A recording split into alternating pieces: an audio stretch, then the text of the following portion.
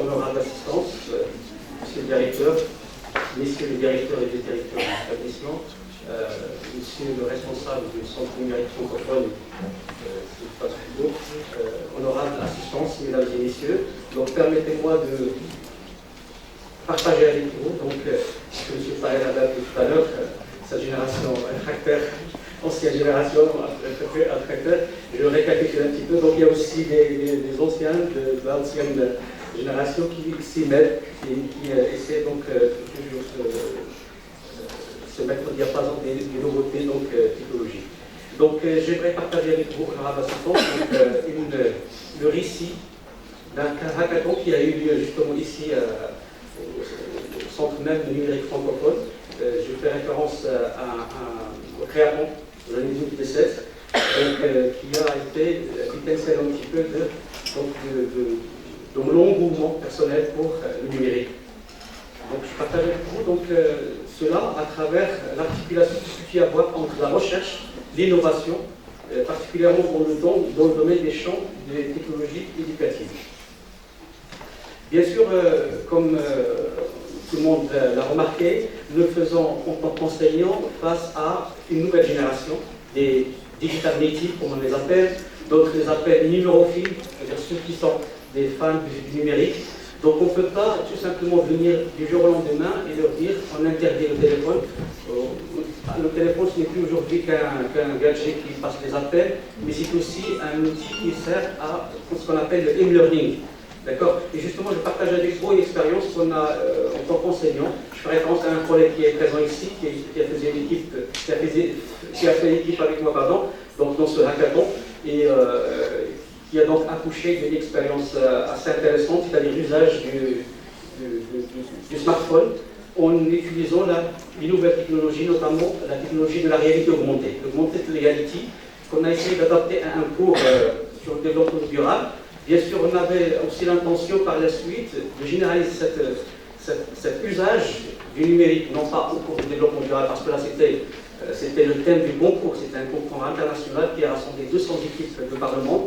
Et c'est un honneur pour nous de représenter l'Université 2005 parce que, à travers l'équipe de l'EST, l'École supérieure de technologie, on était lauréat parmi 6 autres lauréats, donc sur 200 équipes de Parlement. Donc aujourd'hui, il y a 9 faits à propos de Digital Native, c'est une nouvelle génération, ce qu'on appelle également la génération Z.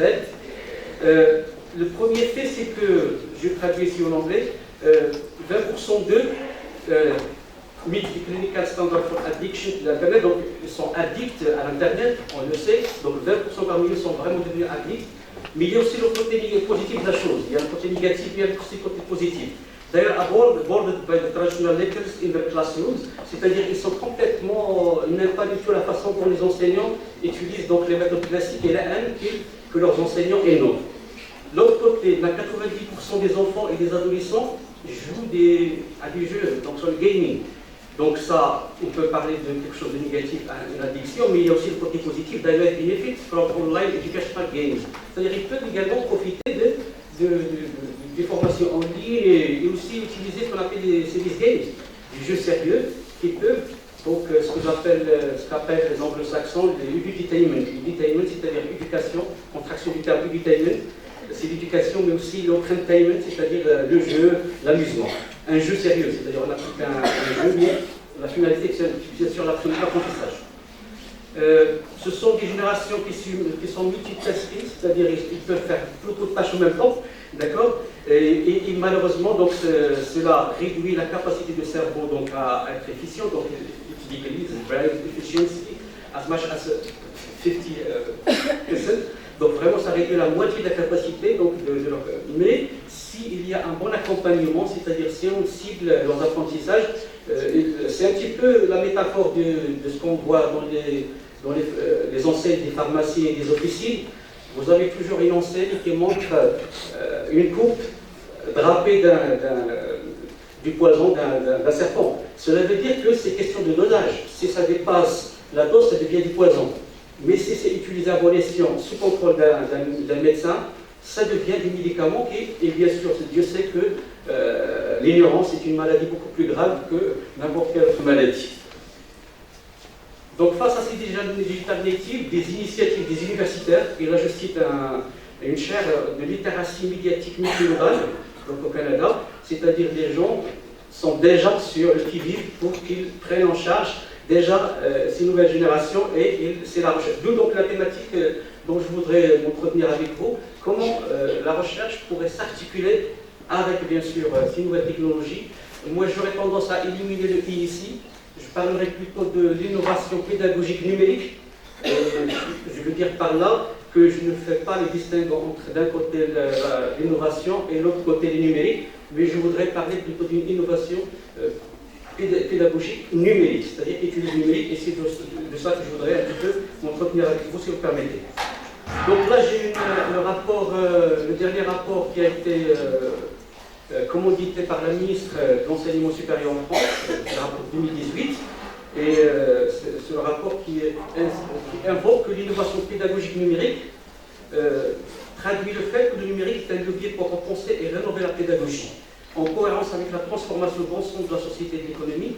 Il remet en cause la verticalité au profit des transversalités, donc parlait tout à l'heure toutes les interlocuteurs avant moi. Donc elle permet également, elle implique de repenser les contenus au profit des besoins de l'étudiant. Donc c'est l'étudiant qui est au centre de l'apprentissage et tout est à son service. Et elle constitue par conséquent un point d'entrée de la démarche pédagogique. Par conséquent, donc l'IPN, donc les innovations pédagogiques numériques, et je saute le I, est un facteur essentiel de nature à s'inscrire dans des nouvelles modalités d'apprentissage, à faire face aux enjeux d'une société qui valorise l'acquisition des compétences et qui valorise également les savoirs et l'adaptabilité. On parlait tout à l'heure des soft skills, qui est devenu donc une valeur universelle dans le monde universitaire. Et il vise également à accroître l'attractivité des universités et leur positionnement à l'international. Donc aujourd'hui, malheureusement, nous constatons que les universités sont toujours absentes des classements mondiaux, malheureusement, et le numérique, c'est un des leviers. Donc autant dire que ce fossé du numérique qui nous sépare des pays développés, le numérique est une occasion de permettre un petit peu de combler ce fossé. Elle permet également d'accompagner la transformation numérique au profit de toute la société. Et là, on est en plein dans le nouveau modèle de développement. Et personnellement, je crois que tous les enseignants partagent avec moi ça, et tout, bien sûr, le monde académique partage avec ça, y compris au niveau institutionnel, le ministère et les universités, partagent avec moi que l'enseignement et le numérique et cette articulation entre les deux est un des leviers les plus importants du modèle de développement. On ne peut pas penser à un modèle de développement sans faire la part belle à l'enseignement. Donc ici, l'EPN, je me demande si c'est un défi à relever, tout à l'heure c'est évoqué, et c'est un défi à relever par l'université, mais comment? D'accord? Donc il y a, à mon sens, et c'est un petit peu de tout ça que je voudrais m'entretenir avec vous, il y a eu beaucoup de recherches, ce qu'on appelle donc la tendance des recherches collaboratives. Je cite très rapidement donc quelques tendances.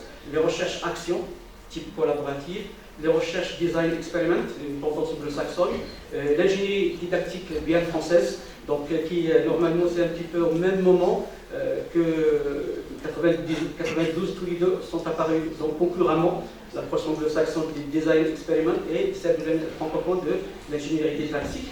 Et finalement, la nouvelle approche du design based research, qu'on pourrait traduire en français donc la recherche, ou bien la recherche orientée par la conception, donc design based research, c'est-à-dire cette articulation qu'il peut y avoir entre la recherche et l'innovation, au grand profit bien sûr de l'apprentissage. L'étudiant donc est finalement le foyer, le centre focal de notre action éducative.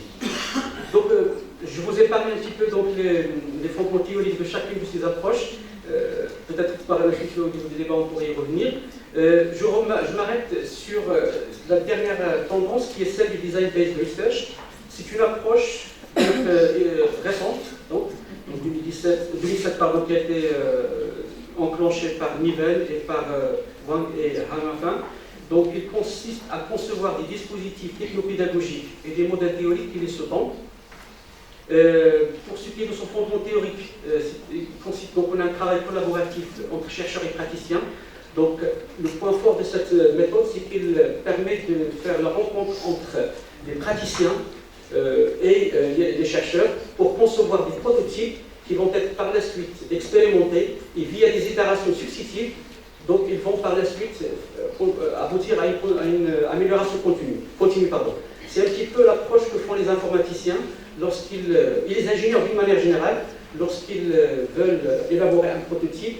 Ils se mettent côte à côte avec les concernés, les intéressés par le produit final, et ils élaborent donc concurremment donc, le produit en question, et par la suite il y a donc des itérations successives pour une amélioration continue. Donc une approche agile en termes de management. Je reprends ce terme qui m'est cher en tant que forme de management, donc ici c'est un peu l'approche du management agile. Donc pour ce qui est de la méthodologie, il consiste, comme j'ai dit, dans un processus itératif de conception et analyse menée de façon collaborative entre chercheurs et praticiens. Et pour ses principaux résultats, il a permis, bien sûr, outre le fait qu'il réalise des prototypes qui sont au service des étudiants, il permet une amélioration également des praticiens qui se confrontent aux chercheurs, et les chercheurs qui se confrontent et côtoient également les praticiens, et il y a donc une amélioration continue des deux. Au plus, bien sûr, du produit final qui est destiné à l'étudiant, qui est un meilleur apprentissage. Je vais vous entretenir, si vous permettez, d'une illustration d'un exemple ou d'un cas d'une recherche collaborative type Design-Based Research, une recherche orientée par la conception, que nous avons menée ensemble. Il y a un collègue ici, informaticien, il est game designer également, que nous avons considéré comme un praticien, moi-même et un autre collègue qui n'est pas présent ici, c'est Jacques, qui est également un chercheur. Donc il y a une conception en même temps de ce produit, de ce prototype, et le hackathon a été l'occasion pour nous donc de mettre en exergue cette démarche de la recherche orientée par la conception. Dans le domaine donc, des usages numériques, il a suscité une citation à propos de la DBR, c'est-à-dire Design-Based Research. Il avait parenté avec des méthodologies de design du logiciel, je viens de citer ça, c'est-à-dire normalement l'emprunté du domaine de l'informatique, et tient compte donc du produit final en intégrant les premières étapes de la conception, à l'image des méthodes agiles au management ou bien des méthodes participatives, et généralement des méthodes basées ou bien centrées sur l'utilisateur. Ce qu'on appelle d'une manière générale design destiné à l'usager final. Donc, une mise en œuvre de cette design-based research à travers donc, le modèle théorique de la transposition métadidactique. Je m'excuse ici des termes, donc c'est métadidactique. En quoi consiste donc ce modèle-là, qui permet donc une opérationnalisation de cette approche de conception orientée par la recherche. Il part du concept de la praxiologie, qui est une contraction de deux termes, praxis et logos, comme vous le savez évidemment. Le praxis, c'est l'articulation du savoir-faire et la connaissance qui est purement théorique, le savoir. Cette organisation praxiologique est en réalité un bloc technico-théorique qui comporte un premier niveau praxiologique qui est le savoir-faire, c'est-à-dire un ensemble de tâches qu'on donne à l'étudiant et qui, bien sûr, se distingue de l'activité qui décrit le travail effectivement réalisé. Je veux dire par là que lorsque l'enseignant donne à l'étudiant une tâche à faire, il y a une différence entre la tâche ou la consigne qu'on lui donne et effectivement le travail qu'il a réalisé. Donc c'est ça le premier niveau de la tâche. Et il y a la donnée technique, c'est-à-dire les tâches réalisées et qui correspondent à la réalisation des tâches prescrites au départ. Le second niveau, c'est le niveau praxiologique. Donc nous avons ici une interférence entre le savoir-faire pratique et le deuxième niveau, qui est le niveau du savoir, qui consiste en un bloc technologico-théorique. Le niveau technologique, et là je cite bien sûr le modèle de Aldon et Hall, vous avez donc la citation pour ceux qui veulent se documenter. Je parle évidemment aux doctorants. Pour ce qui est donc du domaine technologique, il permet d'introduire la justification des tâches mises en œuvre. Et pour ce qui est donc du volet théorique, c'est le cadrage théorique, c'est-à-dire s'appuie sur le corpus des connaissances dont la raison d'être est de justifier le discours technologique lui-même. Donc globalement, voilà le modèle lorsqu'on le personnalise. Nous avons, donc, si vous permettez, donc, vous avez le graphique là, vous avez donc un premier niveau de l'expérimentation. Il y a le praticien qui vient avec la praxiologie, qui comporte les deux blocs et leurs sous-composantes, les 4 sous-composantes, et le chercheur également qui vient avec son bagage. Évidemment, ils travaillent ensemble pour un même objectif, mais chacun a son background, chacun a l'autre il est beaucoup plus porté sur la pratique, l'autre est beaucoup plus théorique. Parfois, on a des petites réticences des uns et des autres, mais à force de collaborer et de se côtoyer les uns les autres, on finit finalement, dans une deuxième étape de l'expérimentation, à avoir donc en quelque sorte un rapprochement entre les deux praxéologies. Et après N itérations, donc après N essais successifs, on finit par avoir la même. Remarquez que les deux blocs ont été séparés au départ, c'était celle du prof et celle du praticien, mais à la fin, on a une même vision, c'est-à-dire on se rapproche, mais ça c'est dans la durée bien sûr.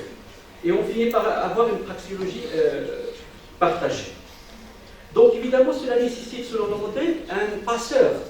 C'est-à-dire c'est quelqu'un qui va nous faciliter la tâche. Et généralement, c'est la tâche qui incombe aux doctorants. Vous avez les chercheurs d'un côté, et particulièrement les doctorants qui sont des professionnels et qui reviennent à l'université pour un petit peu revenir à la recherche. Pourquoi? Parce qu'ils ont la double casquette. Ce sont des praticiens et ils reviennent pour devenir des chercheurs. On les appelle, selon le modèle, des passeurs. Donc ils vont permettre un petit peu d'approcher les deux praxéologies et ça facilite un petit peu la tâche pour réalisation du produit final.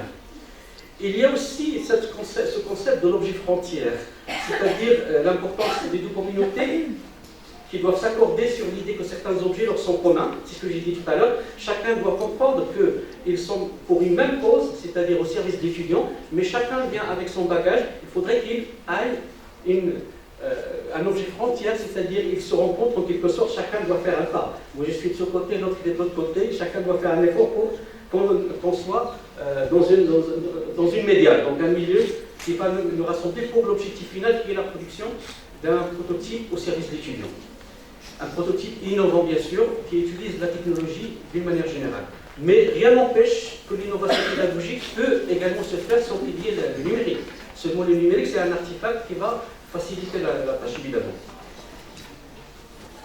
Maintenant, j'aimerais, si vous me permettez, de partager avec vous l'expérience qu'on avait vécue et qui nous a permis, justement, qui a ouvert nos yeux, il faut le dire, les enseignants sont un petit peu dans leur tour d'ivoire et pensent qu'ils ont le monopole du savoir. Les praticiens disent que les enseignants sont que des, excusez le terme, des blagueurs, donc qui parlent dans l'air mais qui ne se connaissent pas la réalité des terrains. Donc cette expérience nous a permis de voir que lorsqu'on se côtoie praticiens et chercheurs, il y a une cause commune, il y a une praxéologie commune qui peut accoucher d'une belle réalisation. Et le résultat, il est là. Donc là, vous avez les deux collègues, nous sommes au CNF, lorsque c'était le créaton de 2016. Et là, vous avez les équipes gagnantes, cette équipe, et notre équipe de l'ESTEC. C'est l'équipe de l'École supérieure de technologie, contraction de notre cher établissement l'ESTEC, l'École supérieure de technologie. Et donc, notre collègue Issam aussi, là où est également présent ici notre informaticien, qui faisait partie de l'équipe. Et donc, on avait élaboré, il y avait la première phase, c'était la phase de la conception. On avait élaboré un series game qui a combiné, et là je viens à la partie technologie, le numérique. On avait conçu donc une application qui allie à la fois la réalité augmentée, le jeu classique qu'adorent les jeunes, le jeu Pokémon qui n'est plus d'actualité aujourd'hui, mais bon, à l'époque, donc le jeu Pokémon, et aussi un autre jeu qui s'appelle le jeu caché. Donc on est parti de cette métaphore, et on s'est dit, ben, les jeunes, lorsqu'ils vont avec leur smartphone à la chasse de Pokémon, c'est juste pour s'amuser. Nous, on va géolocaliser des questions relatives à un cours, et ils vont repérer ces questions-là, mais il faut bien sûr, il y a le volet pédagogique, il faudrait qu'il y ait le contenu et le savoir. Où est-ce qu'il y a le savoir? On a grevé sur cette application la réalité augmentée, l'augmented reality, c'est-à-dire lorsque l'étudiant utilise son smartphone via des cartes qu'on avait préalablement, auxquelles on avait associé bien sûr un code qui permet d'augmenter le contenu. Augmenter le contenu, c'est-à-dire qu'une fois il appose son smartphone sur la petite carte, il y a une vidéo qui monte, ou un texte, ou des éléments de réponse à la question qu'il vient de retrouver au niveau qui est géolocalisé. Et donc, il trouve l'élément de réponse et elle répond.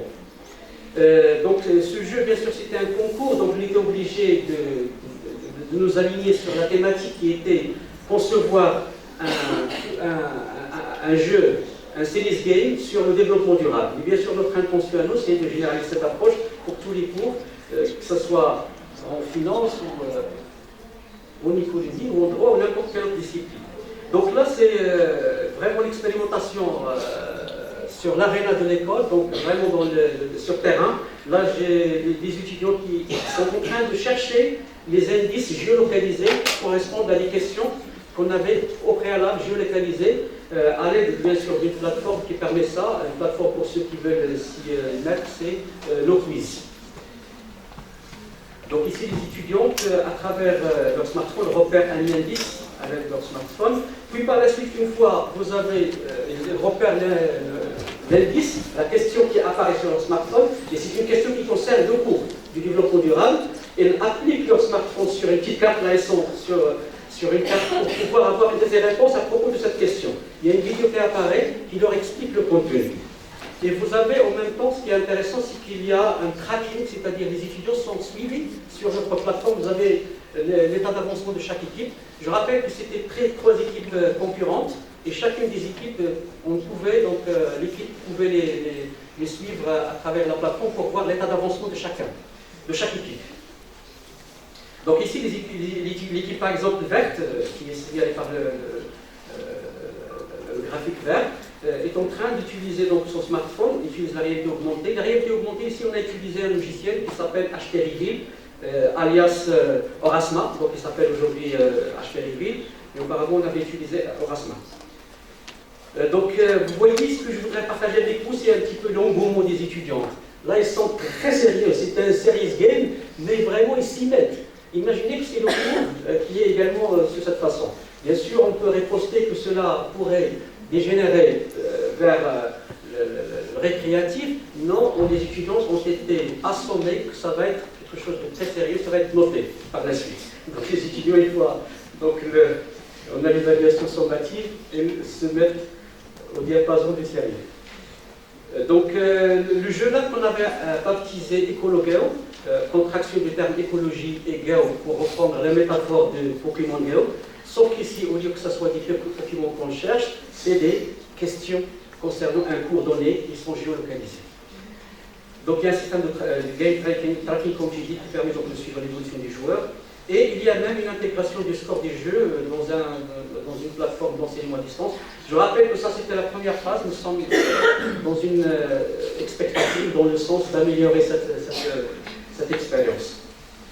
Donc voilà, toujours donc, notre équipe, celle-là en orange, et les étudiants sont vraiment très sérieuses alors qu'ils jouaient, donc d'où la notion de serious game. On ne joue pas mais on apprend. Donc ici, pour ce qui est de la phase de la recherche, j'ai parlé de la technologie. Quelle est son articulation avec la recherche? Et bien par la suite, lorsqu'on a fait cette expérimentation, venue la phase de la recherche dans le sens du design-based research, c'est-à-dire qu'il faudrait qu'il y ait des itérations successives pour améliorer le prototype final, bien sûr dans une approche d'amélioration continue. Je vous épargne ici l'approche théorique, mais je voudrais tout simplement, si le temps le permet encore une fois, donc de continuer sur une seule approche théorique qui nous a inspiré, c'est celle de la genèse instrumentale de Rabardel. En quoi consiste cette approche instrumentale pour Rabardel? Lorsqu'on utilise un artefact, qu'il soit mobile, ou qu'il soit une tablette, ou qu'il soit un PC ou n'importe quel outil, donc comment faire passer cet outil-là du simple d'utilisation à un usage pérenne? Il parle ici de la genèse instrumentale. Et bien sûr, il intègre également la dimension socio-constructiviste, pardon, c'est-à-dire l'approche de Vygotsky, c'est-à-dire que les étudiants vont apprendre également, mais en collaboration, les uns les autres. Donc il y a une interaction qui s'installe entre les étudiants. Nous avons vu tout à l'heure le jeu, ce n'était pas un jeu solitaire, mais c'est des étudiants qui collaboraient, et il y a cette interaction, vous le savez très bien, qu'il y a des effets de synergie qui peuvent avoir des résultats meilleurs si on travaille de manière collaborative. En quoi consiste donc cette théorie de Rabardel? L'activité proposée aux élèves suppose donc la création d'un artefact en vue d'effectuer des actions significatives en contexte, et l'instrument en lui-même ce n'est rien d'autre qu'un artefact, mais plus un certain nombre de chaînes d'utilisation, c'est-à-dire, vous le savez très bien, que lorsqu'on veut apprendre n'importe quel outil, on utilise n'importe quel outil pour la première fois, et il y a donc toujours ne serait-ce qu'un usage lorsqu'on était en font usage de la bicyclette. Donc il faut vraiment un certain nombre de schémas mentaux qu'on va par la suite améliorer jusqu'à ce que ça devienne un automatisme. Donc la conjugaison de ces deux éléments-là, de ces deux dimensions, permet au fil du temps d'avoir une appropriation de l'artefact qui aboutit vraiment à un meilleur apprentissage. Donc ici, je vous épargne également de l'aspect théorique rapidement. Je rappelle juste ici le schéma de la jeunesse instrumentale de Rabardel. Il y a l'artefact d'un côté, il y a le sujet apprenant qui est l'étudiant, et la jeunesse instrumentale à travers l'activité qu'on propose au sujet, et l'activité bien sûr qui doit être organisée par l'enseignant. Là, je fais référence bien sûr à l'approche didactique.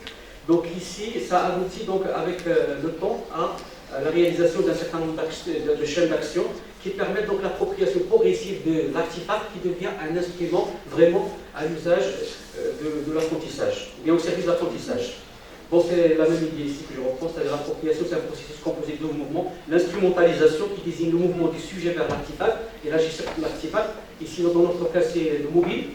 Et l'instrumentation, qui désigne le mouvement de l'artefact vers le sujet. Parce que l'artefact lui-même agit sur le sujet et le force à s'adapter à lui pour qu'il adopte de nouveaux schèmes et de nouvelles habitudes. Et façon donc sa pensée également.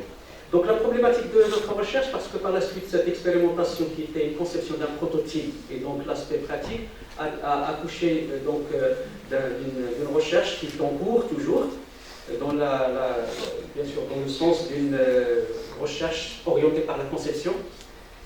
Quelles sont les études? On s'est demandé, en nous inspirant du modèle de Rabardel, de la jeunesse instrumentale, quelles sont les conditions qui permettent la pérennisation de l'usage des artefacts mobiles, dans notre cas les smartphones, en contexte d'apprentissage, pour que cela ne dégénère pas uniquement en un simple jeu d'amusement, mais que ça devienne vraiment quelque chose que les étudiants vont s'approprier, qui devient quelque chose qui va être au service de l'apprentissage.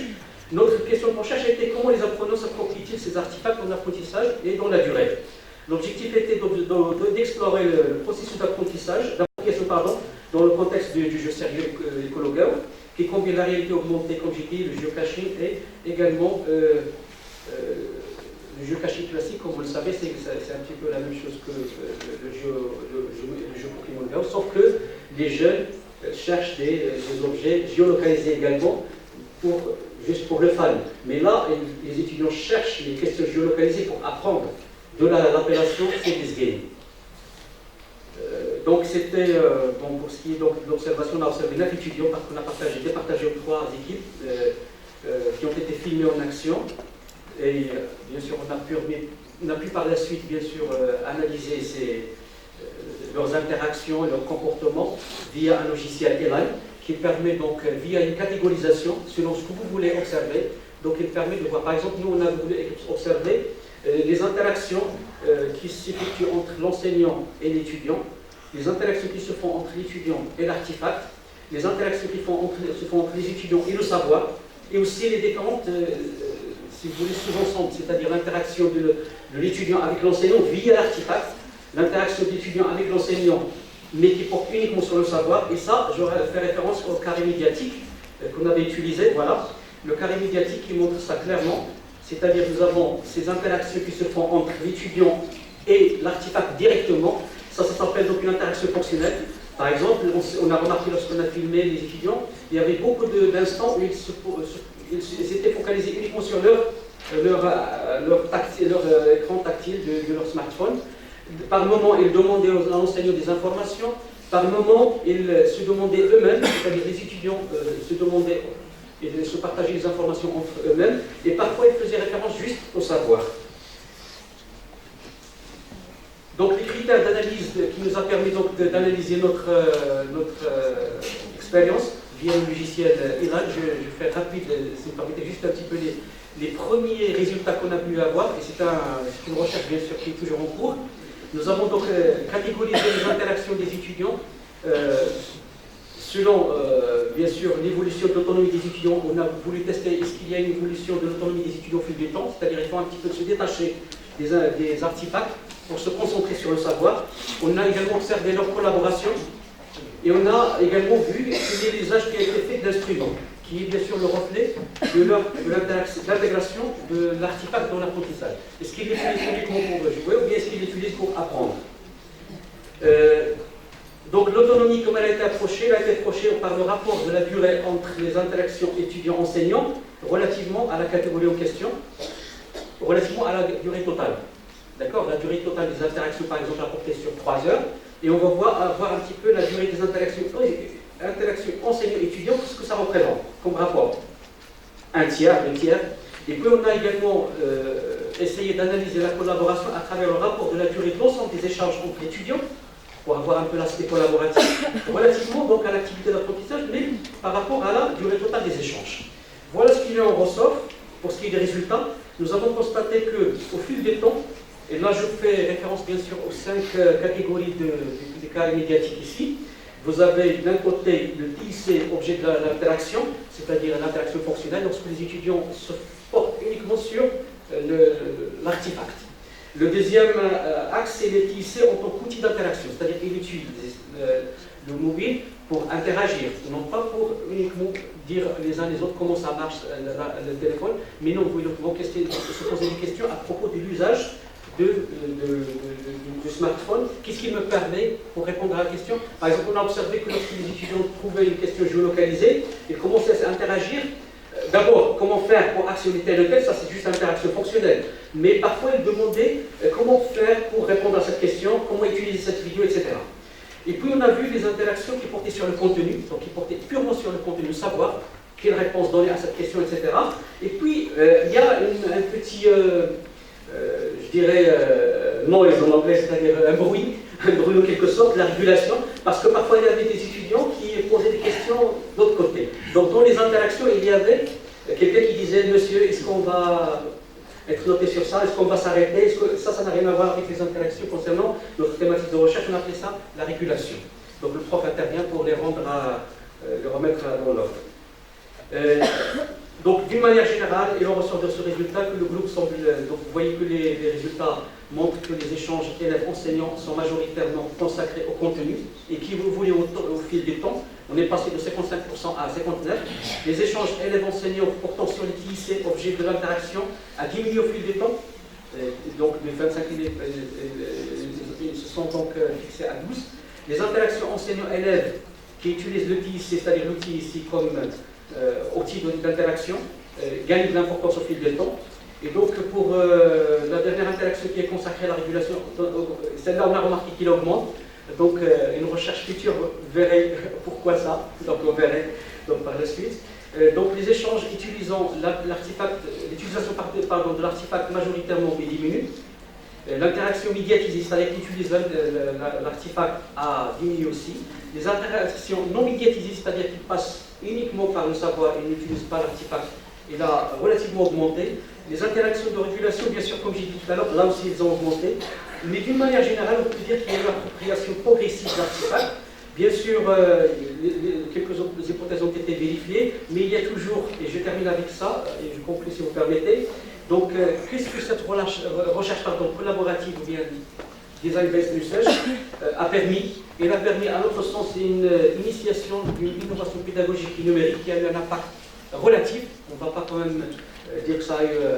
parce que déjà, la recherche souffre d'une limite de taille. C'est juste 9 étudiants, donc on ne peut pas prétendre à l'exhaustivité. Et deuxièmement, pour la genèse instrumentale, il faudrait du temps. Nous, on a fait juste 2 séances. Donc on ne peut pas se dire qu'il y a appropriation vraiment de l'artefact, rien qu'en jaugeant. Donc là, on a jaugé juste les interactions des étudiants en 2 séances.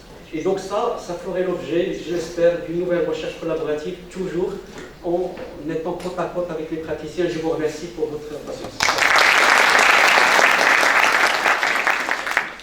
Je suis à votre disposition s'il y a des questions, des éclaircissements. Merci beaucoup, professeur Mouzienne, pour cet exposé très intéressant et ce partage d'expérience que personnellement je trouvais très innovant en matière de pédagogie, et donc ça permet, bien évidemment, comme vous avez dit, de mettre en exergue le rôle des serious games dans l'apprentissage, dans l'appropriation de l'outil, mais aussi de rapprochement entre les différentes disciplines, pardon. C'est ce qui est plus important, parce que vous avez dit dans l'équipe, il y avait vous comme enseignant de management, il y avait le professeur Nija et il y avait un informaticien. D'où l'intérêt de constituer des équipes pluridisciplinaires pour faire avancer les innovations pédagogiques et numériques. Donc là, je vais donner la parole à la salle pour éventuellement si vous avez des questions. Oui, Madame Hachi.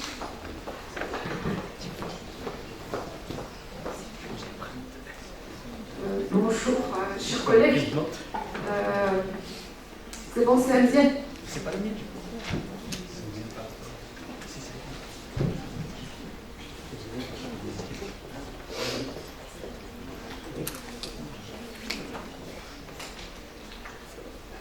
Premièrement, je tiens à vous féliciter pour cette intéressante présentation. Moi, je vais revenir en fait sur 2 points. Premièrement, moi, je ne partage pas avec vous en fait l'idée que vous avez mentionnée tout à l'heure, donc enlever le i entre l'innovation pédagogique et numérique, parce que moi, je considère que maintenant, il faut quand même consacrer que l'innovation pédagogique peut être sans faire recours au numérique.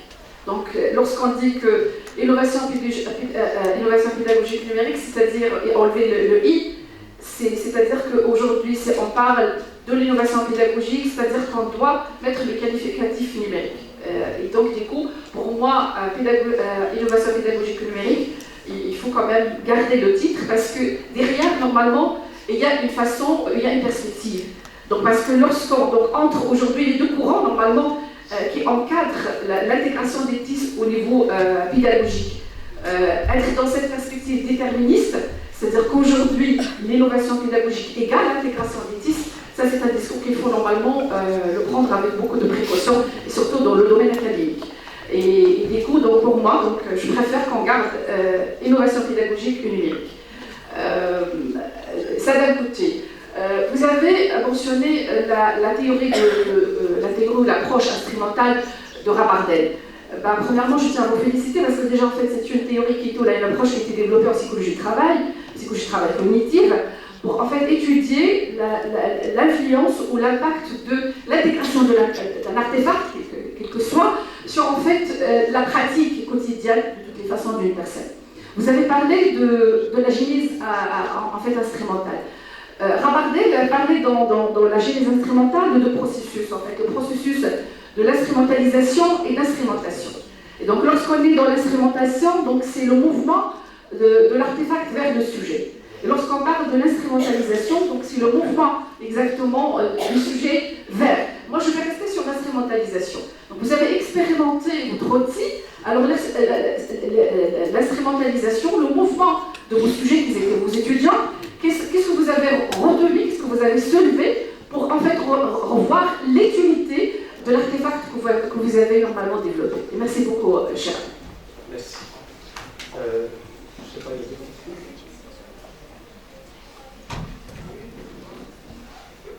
Vous voulez répondre, M. Ziad? Oui. Merci, madame, pour votre intervention qui est intéressante. Je reviendrai juste sur le i que j'ai enlevé. Ce n'est pas pour la thématique de colloque, non. Moi, je voulais dire que simplement mon intervention ne porte pas sur une innovation pédagogique et d'un autre côté du numérique, elle porte uniquement sur une innovation pédagogique numérique. D'accord? Mais bien sûr, il y a. Sinon, pourquoi on est là? Donc la thématique a été choisie, c'est nous qui l'avons choisie. Je parlais juste de mon intervention. Je dis que pour mon intervention, je vais parler de l'innovation pédagogique numérique. Donc je ne vais pas parler séparément de ce ensemble, l'innovation d'un côté et le numérique de l'autre, mais je les ai articulés, c'est l'innovation numérique, pédagogique numérique.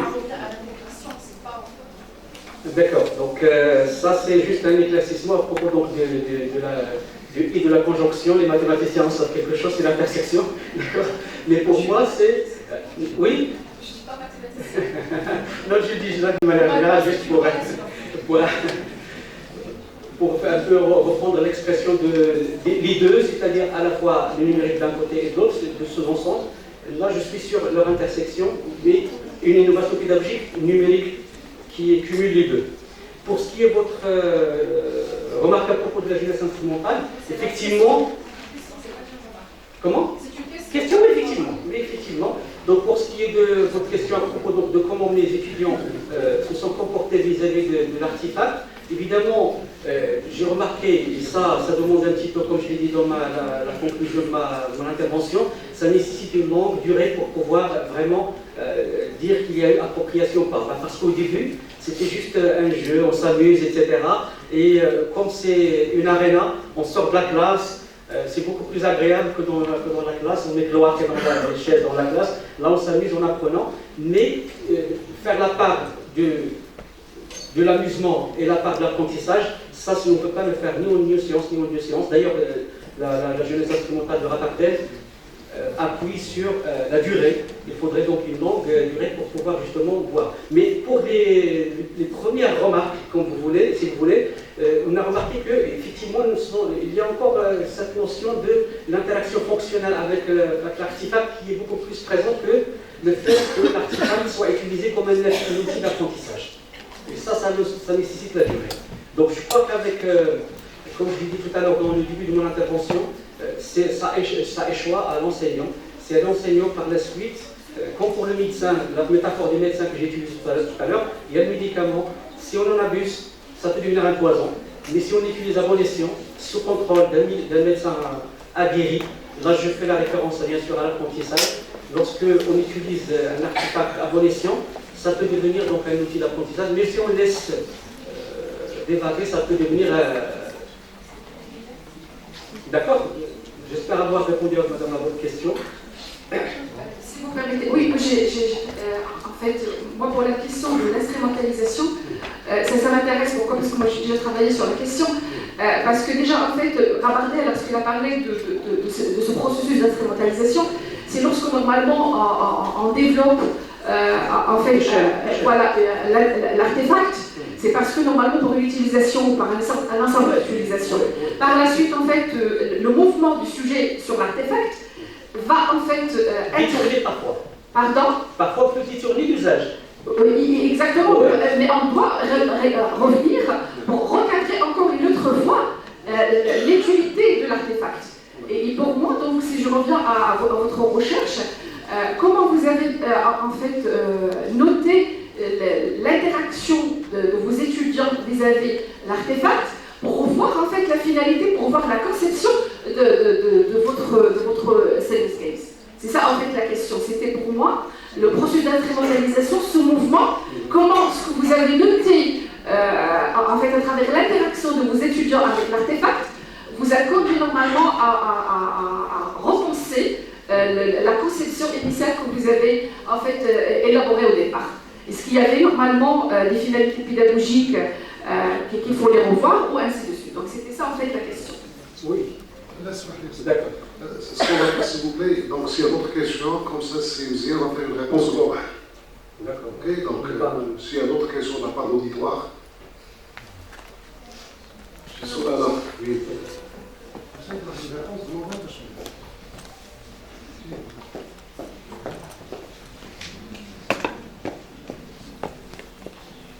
Bonjour tout le monde, merci professeur pour votre intervention très instructive.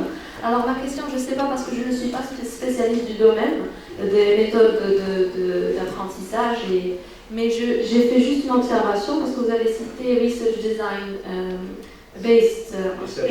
Design Based Research. Ouais, Design Based Research et la méthode agile. Alors moi, ma question a été le degré d'implication de l'étudiant dans la méthode, puisque la méthode agile implique l'apprenant aussi. Merci beaucoup. Merci beaucoup. Une autre question?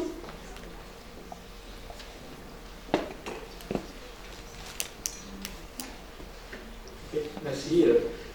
Merci mademoiselle pour cette question pertinente évidemment. Donc évidemment une approche participative suppose bien sûr également d'intégrer l'étudiant. Évidemment c'est quelque chose qu'on devrait y penser évidemment. Donc considérer l'étudiant effectivement uniquement comme l'expression, comme juste un objet d'expérimentation. Non, effectivement, donc ça va être dans une seconde phase une implication des étudiants dans le sens d'enrichissement, bien sûr, parce que également, mais là, comme je l'ai souligné tout à l'heure, l'étude n'est qu'à ses débuts. Donc on prévoit justement faire un retour sur cette expérience à travers une enquête auprès des étudiants, d'accord? Pour justement, ça répond peut-être à la question aussi de madame en parallèle, c'est la suite de la recherche, c'est de revenir sur le ressenti des étudiants à travers une enquête, des entretiens avec eux, pour voir un petit peu leur position par rapport à cette expérimentation. Et évidemment, bien comme l'a souligné Madame, et là je reviens sur la question de Madame, évidemment, bien sûr, l'artefact peut être détourné de son usage initial. Parce que l'objectif, c'est pérenniser l'usage, mais pour une finalité, bien sûr, pédagogique bien définie et bien claire. On a des objectifs. C'était un concours. L'objectif, c'était le développement durable. Ça s'apprend. C'était d'ailleurs ça la thématique, c'est son rappel. Donc le développement durable, ça s'apprend, c'est-à-dire on peut l'apprendre à l'école, mais comment? On nous a challengé pour qu'on nous donne des prototypes innovants qui permettent justement de cet apprentissage. Mais bien sûr, on remarque que ça peut être détourné de son usage. L'étudiant qui utilise le smartphone pour voir des vidéos à côté ou utiliser son Facebook. Donc là, c'est ce que nous avons appelé dans notre recherche les interactions de régulation, qui n'ont rien à voir avec l'objectif pour lequel l'artefact a été utilisé.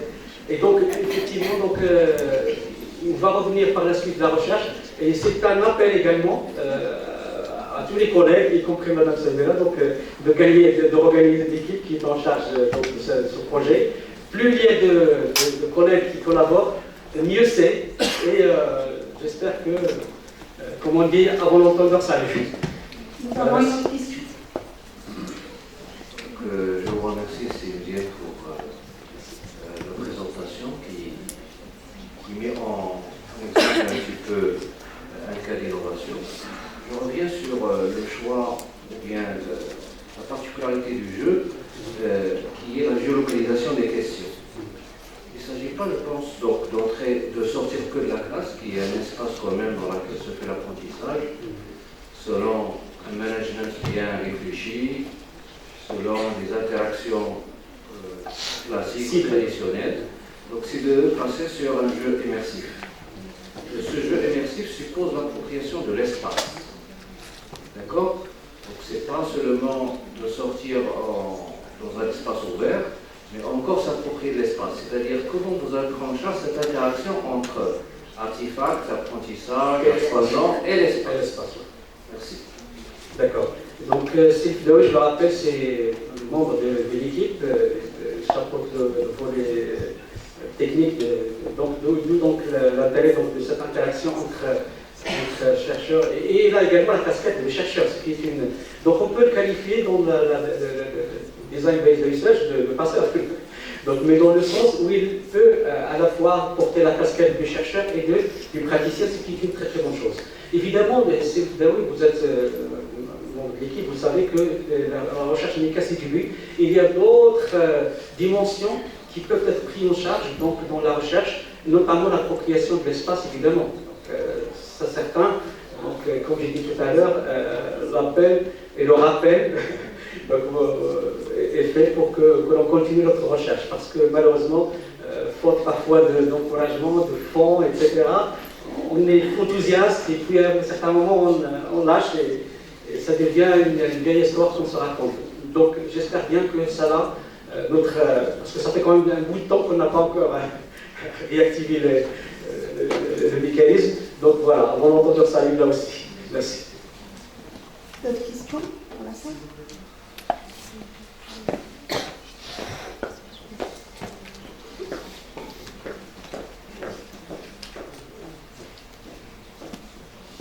Très bien, merci. Tout d'abord, je tiens à vous féliciter pour l'excellente présentation. Vous avez utilisé la réalité augmentée pour géolocaliser les questions, c'est ça? Oui, c'est ça. Très bien.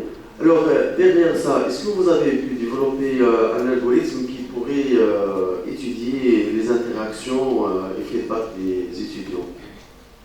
D'accord, merci. Je crois que la question est directement à mon collègue informaticien Sylvie Daoui. Mais bon, ce qu'on a fait nous, c'est juste pour ma recherche, le volet recherche, je veux dire. Donc il y a juste l'usage du logiciel classique de Elan qui permet juste lorsque vous avez une vidéo, et vous la partagez en séquence selon l'objectif que vous recherchez, c'est-à-dire les catégories que vous souhaitez analyser. Et donc c'est ça un peu mais bien sûr, c'est toujours dans le même sens de notre question. Bien sûr, le champ est ouvert pour élargir cette démarche également à l'aspect algorithmique, évidemment. Mais pour l'instant, cette recherche a porté uniquement sur la catégorisation donc, Au niveau de la vidéo, on a catégorisé donc les interactions entre enseignants-étudiants, interactions enseignants-étudiants via l'artefact, et on a vu donc, on a essayé d'opérationnaliser la chose en nous référant à la durée accordée à chaque catégorie par rapport à la durée totale des interactions. Voilà. Pour voir un petit peu est-ce que ça décline, est-ce que ça augmente, et on en a tiré des conclusions pour ce qui est de l'appropriation de l'artefact. Voilà. Une dernière question peut-être? C'est bon, pas de questions? Donc on remercie infiniment Zien de sa prestation.